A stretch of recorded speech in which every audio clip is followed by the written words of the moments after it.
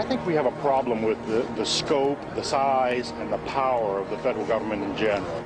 You may commence firing now. The modern-day militia movement begins in 1994. By 1995, at the height of their popularity, there are more than 1 million militia members in the United States. Militias consider themselves patriots who, like America's founding fathers, are willing to fight for the principles on which this country was founded over 200 years ago. Although times have changed, some people feel it's dangerous to let the federal government's power over its citizens steadily increase.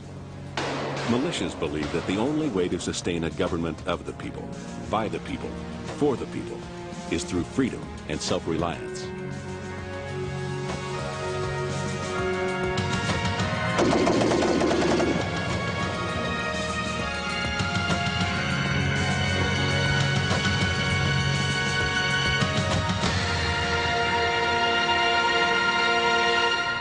The first American militia was organized in Jamestown, Virginia in 1607 for defense against Indians and hostile European powers. Through the years, these militias served as the military force for each colony and were called upon by their governor as needed.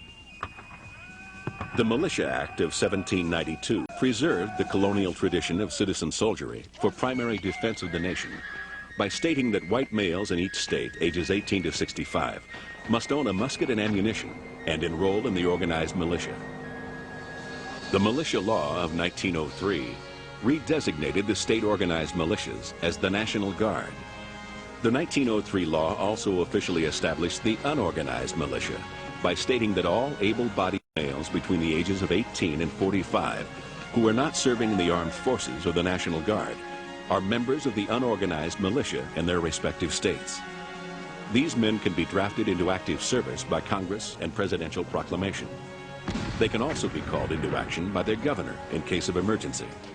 The definition of militia is simply an armed citizen soldier. And for that reason, it naturally keeps the power of the federal government in check.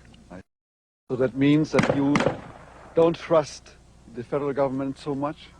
I don't think it's an issue of trust. I think they are generally incompetent.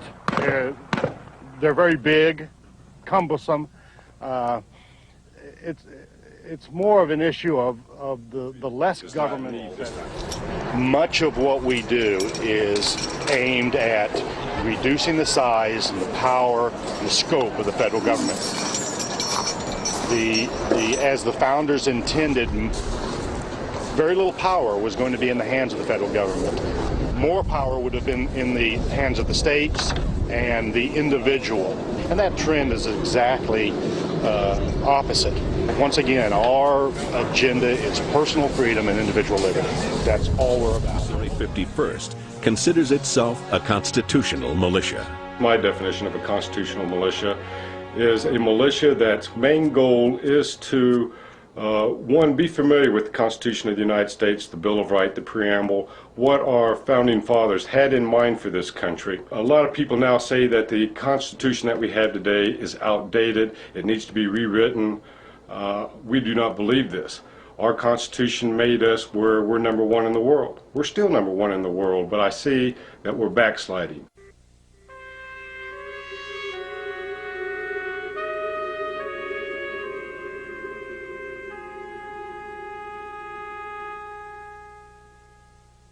Captain James Keithley is the director of the Division of Drug and Crime Control for the Missouri State Highway Patrol.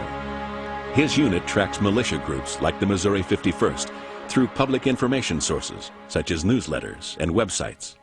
As far as militias go, I mean, they would have to be one of the ones that I as a whole wouldn't want to be too concerned about. Matter of fact, maybe someday the police could utilize their services in some type of fashion as they're predicting, maybe in a catastrophe or something. I think it's probably gives some people something to do. I think a lot of the militias have a good purpose. I mean, they actually go out and do some things that keep people probably out of trouble, that may be out there on the weekend doing things they shouldn't be doing, and they're now in a group of and go out and do harmless training. You know, I could care less how many militia groups we have in the state as long as they're law-abiding citizens and don't violate the law. I think one of the things that kind of concerned me is I know in one of the very first meetings that they had that they stated they were going to stick to the 3 B's, which was bullets, beans, and the Bible. I think it concerned me at that point what they were going to do Well, with the I don't know what bullets. would be accessible, but I think that the most likely terrorist scenarios would be, bombings, attacks on our infrastructure, our national system of infrastructure, any type of utilities, that type of thing. There is some fringe groups or lone wolf members of groups that have broken off that attach some significance to the year 2000, and we're concerned that they might initiate some terrorist action because of the switch over to the new millennium. By no means are we concerned about militia groups as a whole. Most of their members are very law-abiding. As a self-described constitutional militia, the Missouri 51st strongly supports the Second Amendment, which is sacred to militia groups. In fact, all firearms owned by the 51st are legal. In spite of the call for new legislation which would help keep guns away from kids, they still see any push for gun control as an attack on the Second Amendment. The Second Amendment to the Constitution is the right to keep and bear arms, shall not be infringed. That's the part that we have a problem with, shall not be infringed. To me, being infringed upon means holding me back or hindering me in any way. You cannot go out and buy a firearm today without being held back or hindered or hassled by state, local, and federal government. Go to the library and get the U.S. Justice Department Crime Statistic Report and look up what percentage of crime in America is committed by middle-aged, middle-class white guys with AK-47s.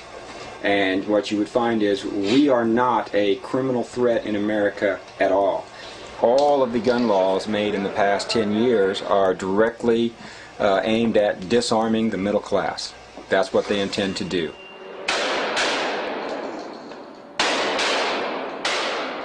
No federal gun control initiative aggravates militias more than the Brady Bill, which was signed into law on November 30th, 1993.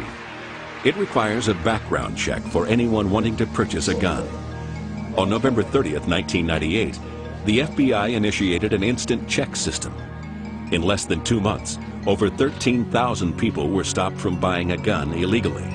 Still, many in the militia movement see this law as an infringement on their Second Amendment rights.